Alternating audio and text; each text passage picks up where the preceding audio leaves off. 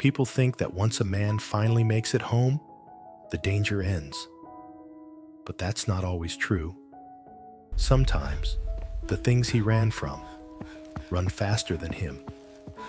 James survived the storms, the hunger, the fever, the miles of walking on an injured leg. He collapsed in Diep's arms, fought through the night, and opened his eyes again inside the wooden house he risked everything to return to. For the first time in days, the village felt calm. The whispers stopped. The rumors faded. Even the little house smelled like porridge and morning light again, instead of fear. But what no one knew, not even Diep, was that the most important part of James's journey was the part he never got the chance to tell. The footsteps he heard in the forest, the voices calling in the dark, the stranger asking questions in the village while he was gone. Because danger doesn't disappear just because the door closes. Sometimes, it follows the person you love all the way home. And today, in this quiet morning, Diep will learn that James didn't just return with injuries. He returned with a truth, one that might change everything. If you're following this story with us, and if these moments have touched your heart even a little, please consider subscribing to our small channel. Your support helps keep this series alive, and it truly means the world to us. If you're ready, let's begin. Morning, sunlight drifted slowly across the wooden floor, warm and gentle. The kind of light that made the house look softer than it truly was. After everything that had happened, even the smallest ray of sun felt like a blessing. James stirred beneath the thin blanket, his breathing steadier now, no longer shallow or ragged. The fever from the night before had finally broken. His skin wasn't burning anymore. His face had color again, a faint color, but color nonetheless. Diep was already awake. She hadn't really slept, not in any meaningful way. She sat on the low wooden stool beside the bed, elbows resting on her knees, watching his chest rise and fall. Just watching, just making sure. Because last night, she had felt him slipping through her fingers, even for a moment. And that moment alone had rooted her here, unable to look away now. James blinked slowly, adjusting to the soft morning light. Diep leaned forward immediately.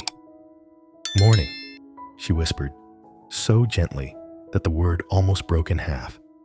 He gave her a tired but genuine smile. "Morning.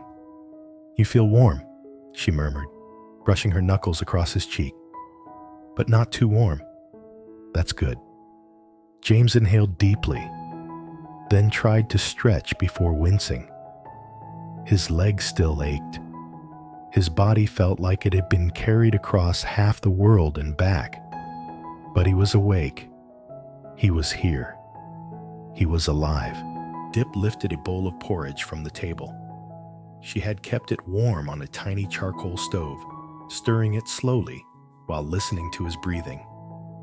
"Eat," she said softly. "Just a little. Then you can rest again." James nodded and allowed her to bring the spoon to his lips. He swallowed carefully, the warmth spreading slowly through his chest. "It tastes good," he whispered. Diep's eyes softened. "It's the same porridge you always like." "No," he murmured. "It tastes good because you're the one giving it to me." Diep froze for a heartbeat before looking away, clearing her throat in a casual, too-fast way that fooled no one. From the porch, Nee's voice drifted into the room. "Grandma, Don is eating all the biscuits. Save one for me." Mrs. Huyen's laugh followed. "Then move faster, Nye. Don's smarter than you think." Diep let the sound linger for a moment. It made the house feel alive again. But when she turned back to James, the relief on her face slowly shifted into something quieter, something more serious. "James," she began softly, setting the bowl aside. "Yesterday, before you collapsed, you wanted to tell me something." His jaw tensed before she even finished speaking. He glanced toward the window, where bamboo leaves swayed lightly in the breeze. "I remember," he said quietly. Diep waited. James clasped his hands together, his knuckles turning white. "There were things I didn't say yesterday," he admitted. "Not because I wanted to hide them, but because I wasn't sure if my mind was playing tricks on me." Diep's breath caught. James looked around the small room. The wooden walls, the simple table, the doorway where sunlight spilled in. Everything looked peaceful now, almost too peaceful. "When I was walking through the forest," he began slowly, "I heard footsteps behind me one night." Diep's heartbeat stumbled. James continued, voice low and steady. "At first I thought it was an animal, or branches. You know how tired I was. I could have imagined it." "But you don't think you imagined it?" Diep whispered. James hesitated for several seconds, then shook his head. Diep's stomach tightened. "What kind of footsteps?" "Not light ones," James murmured. "Heavy, human. But when I turned around, I didn't see anyone." A quiet shiver moved across Diep's arms. James forced a faint, tired smile, as if trying and failing to ease the tension. "It might have been nothing. Maybe I was moving too slowly because of my leg." Diep looked away briefly, collecting herself. Because there was something she hadn't told him either. Something she'd heard during the week he didn't come home. A rumor about someone asking questions in the village. A stranger passing through at night. But James had only just recovered from fever. She couldn't overwhelm him yet. So instead, she said quietly, "Was that the only strange thing?" James shook his head once more. Diep straightened. "There was one more thing," he said. "And I've been thinking about it since the day I left that forest house." Diep leaned closer. "What happened?" "In the middle of the night," he continued slowly, "I heard someone calling a name." Diep felt her pulse thump in her ears. "What name?" James held her gaze for a long moment, long enough for her breath to stall. "Diep." Diep went still. No breath, no movement, just the weight of the name hanging between them. James reached out weakly and took her hand. "Maybe it was the wind," he said softly. "Maybe I was dreaming. I was exhausted, half conscious. But I swear, I heard someone whisper your name." Diep's fingers tightened around his. "And that's why," James added, voice barely audible, "I pushed myself harder. I needed to come home. I needed to know you were okay." Diep swallowed hard. Outside, morning light warmed the yard, birds singing, a soft breeze drifting through the bamboo. Everything looked calm, but something colder settled quietly in her chest. Not fear exactly, more like a thread of unease she couldn't quite name. "James," she whispered, "there's something I need to tell you too." James looked at her, steady, tired, attentive. Diep hesitated because saying it aloud would make it real. "While you were gone," she said softly, "someone came to the village." James's expression sharpened. "He was asking questions," Diep continued, "about a woman, a Vietnamese woman." Silence filled the room. James pushed himself slightly upright despite the discomfort. Diep met his eyes. For the first time since he returned, he didn't look exhausted. He He looked alert, focused. "Diep," he said quietly. "I don't think that's a coincidence." Diep's heart beat faster. "Neither do I." And somewhere outside, beyond the bamboo grove, the leaves shifted. Just a faint movement, a soft brush of wind, but it made the morning feel briefly still, like the quiet itself was listening. For a long moment, neither of them spoke.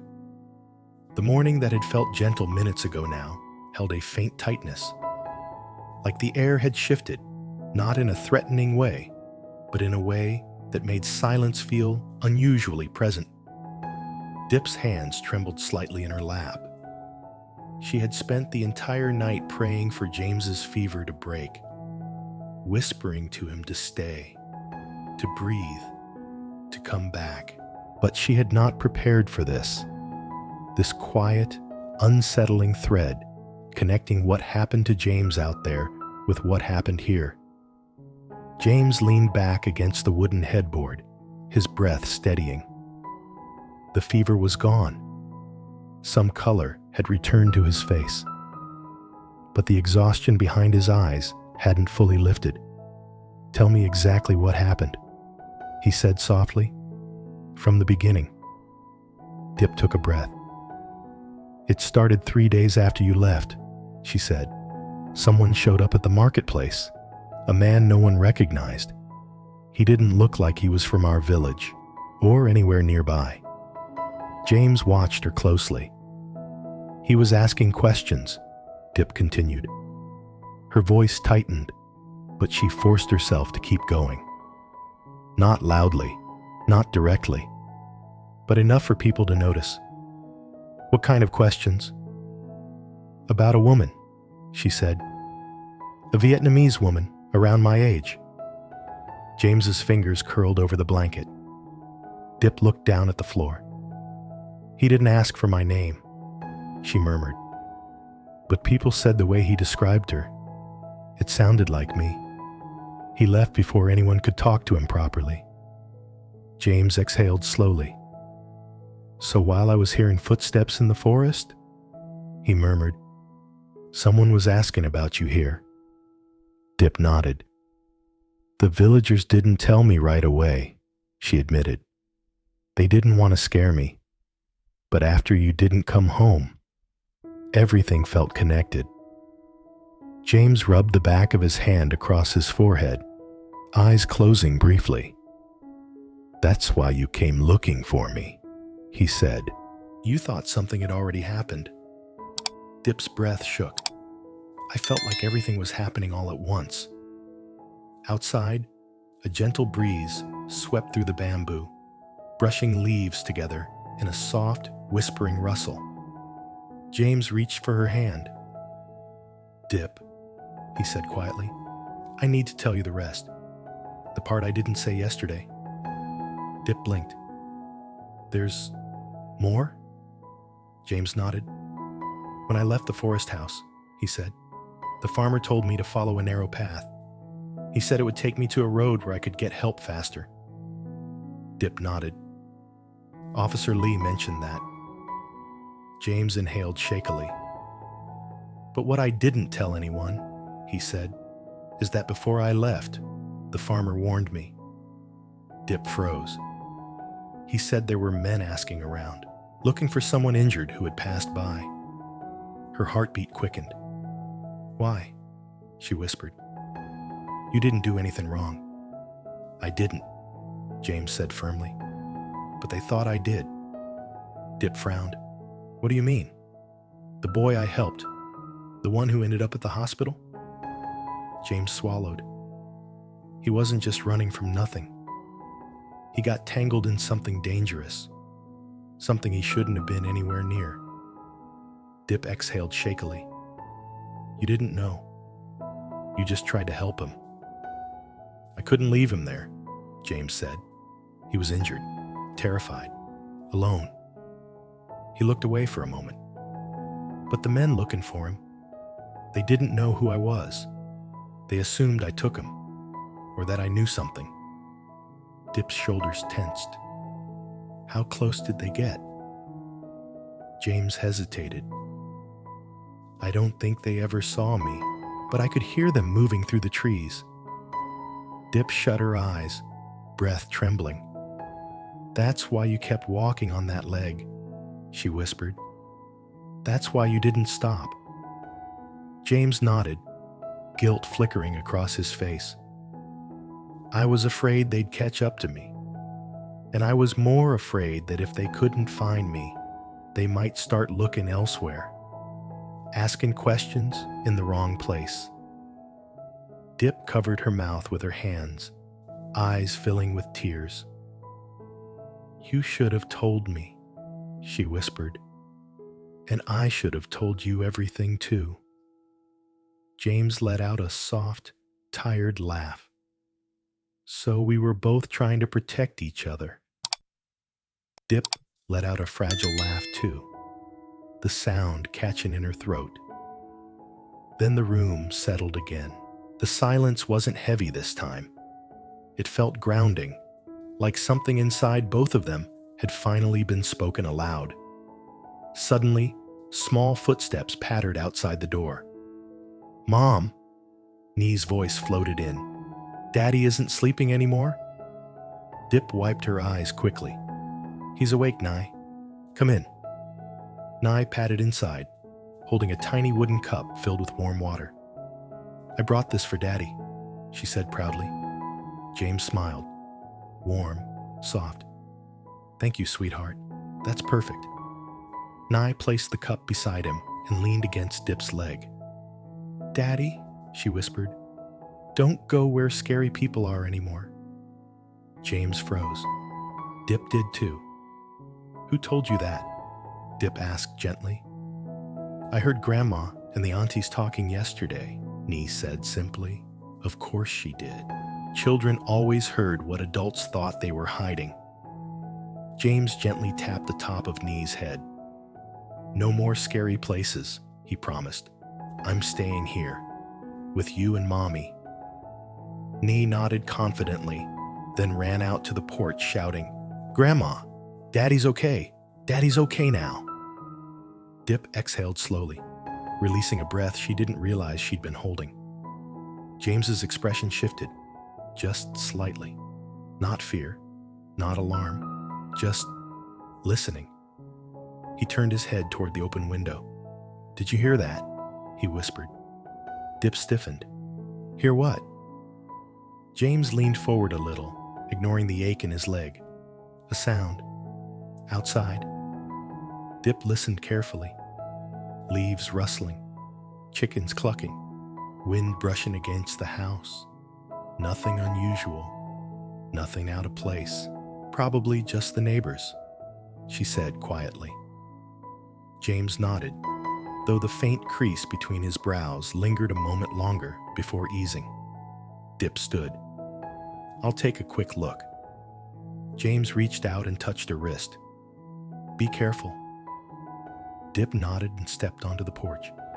The sunlight was warm. The yard was quiet, calm. Don stood near the middle of the yard, ears perked, not barking, not braced to chase, just alert, his gaze fixed on the bamboo grove. Diep followed his line of sight. The leaves shifted once, then again, the way they always did when the morning breeze moved through them. A soft rustle, a whisper of green on green, nothing more. Diep walked closer to Don. He didn't growl. He didn't bark again. He simply watched. She placed a hand gently on his head. It's okay, she whispered. Everything's all right. Slowly, Don's posture relaxed. Diep lingered there for a moment, letting the quiet settle.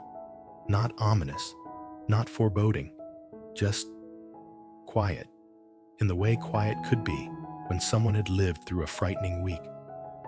Then she turned back toward the house. Through the open doorway, she saw James resting against the headboard, his eyes softer now, Nye hopping around the room with fresh energy. Diep stepped back inside. James looked up immediately. You're okay? Diep nodded. "Just the wind," she said, taking her place beside him again. James exhaled, relief passing over his features. Diep took his hand, threading her fingers through his.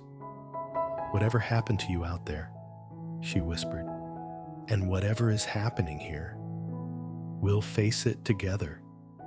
James squeezed her hand. "I know." Nee clambered onto the bed, curling up beside her dad, resting her head on his chest. Diep tucked the blanket around them both. The sunlight warmed the wooden floor. The bamboo leaves whispered outside. Dawn settled back onto the ground with a soft sigh. Life felt almost ordinary again. Not perfect, not completely steady, but safe enough. And for now, that was enough. In this episode, the morning after James's collapse finally brings a fragile sense of peace to the small wooden house. His fever breaks, his breathing steadies, and for the first time since returning, he wakes without drifting into darkness. Diep feeds him gently, comforted by the sight of him alive, yet unable to shake the fear lingering beneath her relief. As James grows stronger, he begins revealing the parts of his journey he hadn't dared speak before. The footsteps following him through the forest, the voices calling a woman's name, and the men searching for someone who sounded exactly like Diep. At the same time, Diep confesses the rumor of a stranger asking questions in their village. And when dawn suddenly barks toward the bamboo grove, both realize the truth. The danger James escaped may have already reached their home.